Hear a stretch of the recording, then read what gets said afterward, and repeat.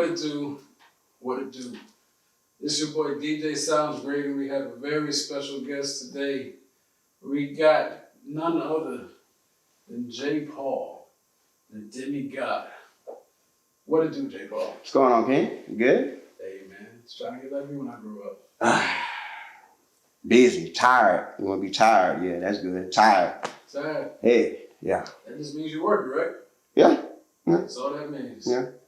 So, before we get into what you got going on this year and what you got going on for next year, let's find out who you are. So, where are you from? Originally, I'm from Vidalia, Georgia, born and raised. Well, I was born in Augusta, Georgia. My family originated from New Jersey. Relocated down here when I was a lot younger.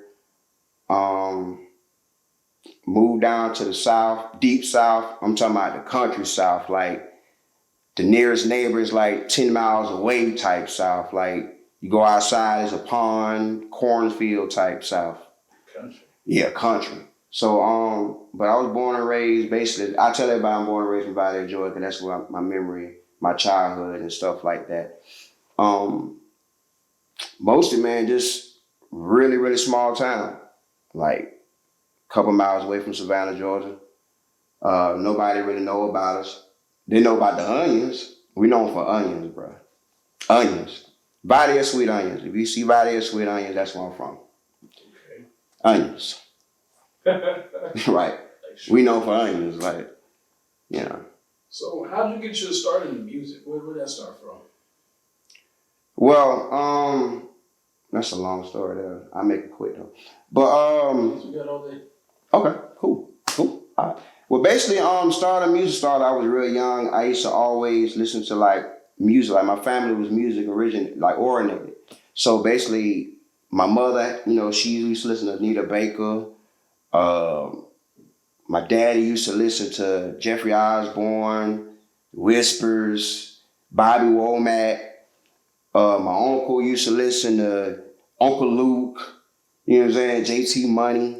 So it was like I grew up on different types of music growing up, and then, when me coming up was mostly, No Limit and stuff like that. But the start of music, I don't know, like just vibing to old vinyls. And I used to always wonder why I can hear past the words. Like I can hear music, I can hear the flute, I can hear the brass, I can hear the piano. I hear so many things. I used to tell my mom and everybody, like, yo, you hear that sound? Like, you hear that? They think I'm crazy as hell.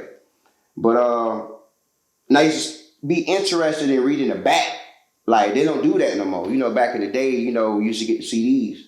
And you look in the pamphlet, in the booklet, you know what I'm saying? It's interesting. Like, you get to see who was on the bass, who was on the chords, who was on the keyboards, like the whole nine, who was the producer. So I started reading, I started seeing Norman Connor and just different other types of producer names and stuff. So I'm like, who's these people?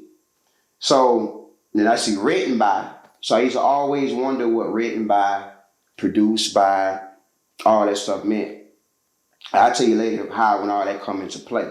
But so getting into the music, I used to start vibing, start freestyling a little bit. I didn't know what the hell freestyling was, but I used to say the opposite of what they were saying on the music. So, and the next thing I know, man, it was just like I started freestyling. So, and then when I first started doing music, I started off doing like 2 boom boxes. It was like, back in the day, it was hard. Like, it's easier now, but people can go to a studio.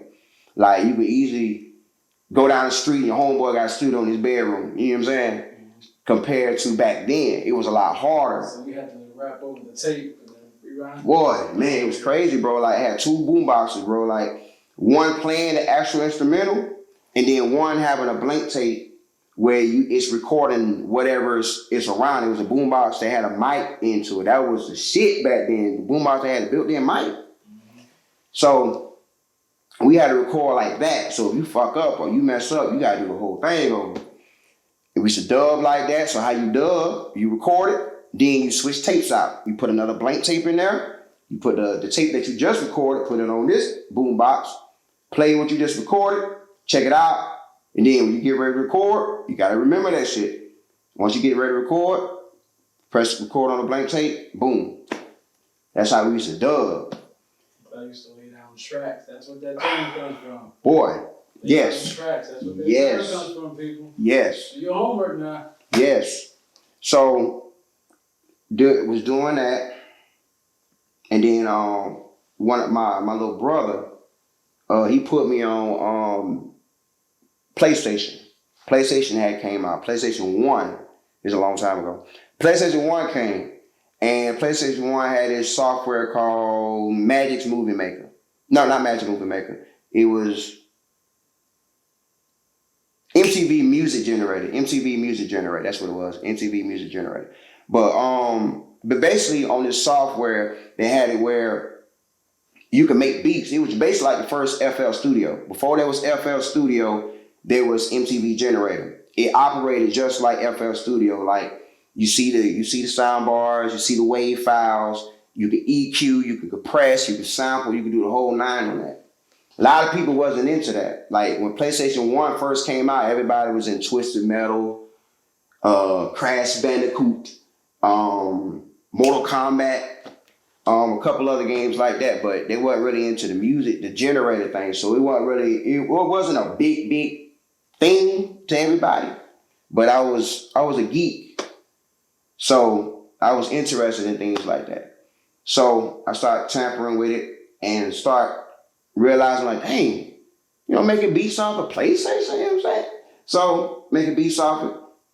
And then I started making my own beats.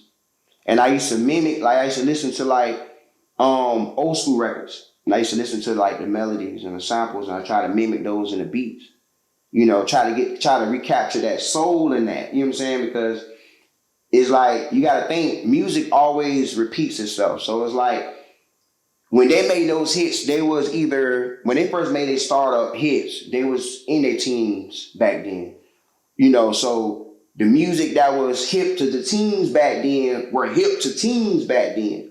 That teen spirit always lives on because the teen always, impact the music. Like even today, like a 9-year-old, 12-year-old can start a trend and it'll just be so big that now the adults doing it.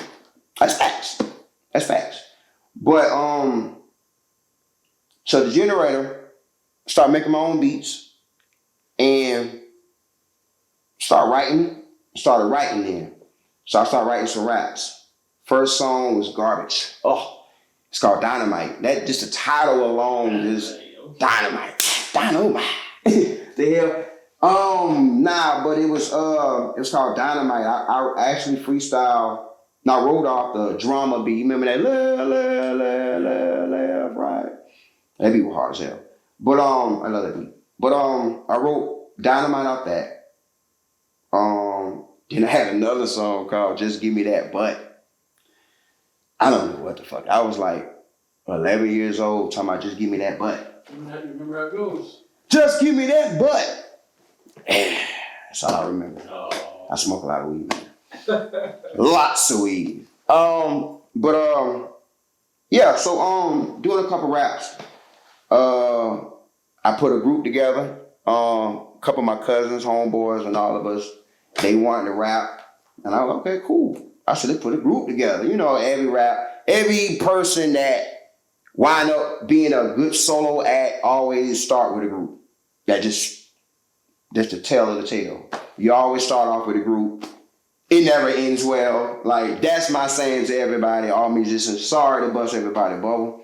But you can go look in the history of time. Teams, duels, they never stay together for a long period of time. It's always something that prevents them from staying together. It separates them. They never stay together. I don't know why. I don't know if it's a group curse. It just never ends well. They have long periods they might have a long period of time in the music, but in time, stuff just gets old. That's just what it is. People want to venture out. People just want to see what they can do with their own creativity once they get a buzz already. So it's just part of the game. But started a group. I started writing a couple of records. I started ghostwriting. I didn't know what the hell ghostwriting was. I wrote a couple raps for a couple of the group members. And then I produced my first album, like off the PlayStation, like beats off the PlayStation. We went to Savannah, Georgia. We went to the underground studio. The engineer was named Nayu. I don't even know if he's still doing music, but his name was Nayu. And that was my first time ever being in the studio. I was like, and it was a home studio. Like, it wasn't no big time studio with 300 channels and shit. It was a home studio, but it was decked out. Like, that's my first time seeing an actual home studio set up, like a real studio. And I mean, he had a booth in the room by itself. He had multiple monitors and it had all types of shit in there. So I'm in there now. This is new to me. I'm in my own little sanctuary making beats on PlayStation. You know what I'm saying? I go in here, I see keyboards, I see drum machines, I see mics. I'm like, like this. I'm new to everything. You know what I'm saying? I knew what a mic was. You know what I'm saying? I knew what mics are, but what does this go like? What is this? What does this pad do? Magic. What did this do? Goodness. Like, what is that? But but like you gotta think of somebody that's into music. Like when music speak to you hard. So my first time in the studio, I was just attracted to all these equipment that I've never been introduced before. Now I'm the type of person where it's like if I'm interested in something, I got to investigate it. I got to do some homework. I got to see what it means, what it does, how it operates, what can I get out of this, So we went to the studio twice. No, 3 times. First time, I was in shock with everything. I was like starstruck with the equipment. And the second time, I was more into engineering. I was more into like, what is he doing? Like, what is he doing in my voice? Like, why is he cutting that off? Like, what is that? Like, I'm seeing shit. Like, I have never seen shit on the screen before. Like, I'm always putting shit in back then I was putting a tape in a boombox and another tape in a boombox. This man sitting at a damn desk with a board and shit. He's just making shit extra fast. And I'm like, damn, I need to get on this level, bro. Like, what is this? I got to get on this level, man. This man away. And I'm the type of person, like, I'm a competitive person. Like, that's one thing. That's like one of my things I don't like. But when it comes to like, just in nature, just in general, we are competitive in some form. In some form we competitive. Like, even if you at your job, you work and you want a better pay, you gonna bust your ass. If there's an open position for a manager and there's a dickhead that's trying to get that same position, you gonna try to bust your ass for it. And it's just shitty if he's one of the type to try to get you fired or try to tell on you some shit. But we all try to be competitive somewhere in life. But my competitive is not a competitive where I'm trying to outbeat you and riddle you like like that the type. No, but competitive as of I like the competitive nature of all of us out here working. We all out here like if you do like great, my man, like you do videos. You know what I'm saying? I do videos. There's a trillion people out there. Why would you be mad if I'm doing videos? It's a trillion people. We need to be working together. You know what I'm saying? Like, let's make some stuff happen. Hey, you should let me interview sometime. Who? You should let me interview sometime. Interview me. Stupid.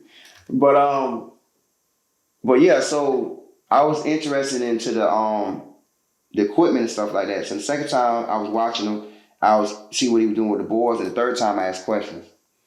And then he told me all the questions, I gave, got the, the answers I need. I said, cool. Now I got to get up the money to get this stuff. I didn't know this equipment costs money, which it costs money. So that's most how I got into the music. Okay. Yeah. So your name, there's a song you said your name was J-Dog. Oh. Tell me about J-Dog. Who was that guy? He sound rough. Well, that guy, man, I don't know Rough who that guy was, man. That guy's crazy. Alright, J Dog was the first rap name I came up with. J Dog. I don't know. Back then, dog was the thing back then. Like Little is now, Little Wayne, Little Turk, Little this, Little that. Dog was the thing back then. You had Snoop Dogg, Nate Dogg. I'm like, fuck it. I'm J Dog, nigga. J motherfucking Dog, nigga. I ain't even from Cali. J motherfucking Dog, nigga. But J Dog didn't even have a fucking, he didn't even have a backstory behind this shit. Like, you know, when you young, you just come up with some dumbass shit. Like, oh, don't say that now. It wasn't dumb at the time you died. no, yeah, I'm just saying, like, no, nobody in their late 20s or early 30s gonna come up with a rap name J Dog. You start rapping. Yeah, I'm 28. My name's J Dog. Like, no, bro. You know what I'm saying? It's 2020, bro. Like, you know, nobody. You gonna buy a CD got J Dog on it? Come to the stage. We got J Dog. Like, anybody been listening to that? The 90s? So hell. So like, nah, that's not gonna work. But so when I got up the age, I got to like I carried J Dog from the age 13 to the age 13 to, and when my mother passed, I changed the name then. That's when I changed the name. So that was like, I was 13, my mother passed, I was 15. I was J Paul then. So, were you just regular J Paul, or did you have anything? J Paul is my name. Like, my middle name is Paul. My daddy name is J Paul. Back home where I'm from, everybody know my father. His name J Paul. You go to Toombs County, you know J Paul. I mean, if you don't know J Paul, you got to be either 18 or under the age of 25. But if you over the age 25, you know J Paul. Yeah, so everybody. I was interviewing the Prince about that. What? He was some royalty. No. I ain't the Prince that come from. No. He wasn't bobbing like that. But yeah. So Demigod.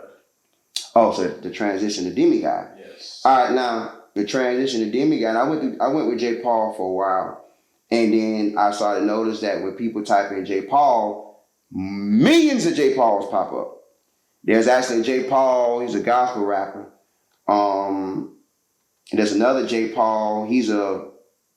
I don't know what the hell he is. I think he's a reggae singer or something. But he played like the little the instrument. I'm a musician. I don't even know what the hell. I think it's an accordion. Yeah, the accordion. With the little thing. Piano. Yeah, you doing the piano shit. Doing that shit with that. So I'm like, I am definitely not that guy. Definitely not that guy. So I'm like, I need something that's different. I need something that make me, that fits me, that explains me, and and I'm like, Demigod. And I came up with the word Demigod. I'm real deep into mythology, like real deep into it. Like, I love Zeus, Hera, Ares, Hercules, you know what I'm saying? Poseidon, Perseus. Like, I'm deep into mythology. I like that type of shit, because they ain't did nothing but fight and fuck. Like, that's all they did, fight and fuck. Like, that's all they did. Odysseus. That's it. You fucked my wife. 1,000,000 cancers to your body. Like, that type of shit. But I was into mythology and shit like that. So, I mean, I was into all crazy type shit. And so the Demigod came because it was like, you basically, demigods was mostly, they had the strength of God. They got their power from God. I got my power from my parents. So, Demigod, and it means multiple talent, meaning that I do so many things that, from music, from video to filming, to shows, to graphic, to this, to performing, to artwork. I do so many things, at a high level. So it's like Demigod, multiple talent, God-like talents. Wow. Now that is an origin story. Facts. That is a serious. That's been the best origin story so far. Right. That I've got to interview myself. So yeah, that's fact. That's pretty dope, man.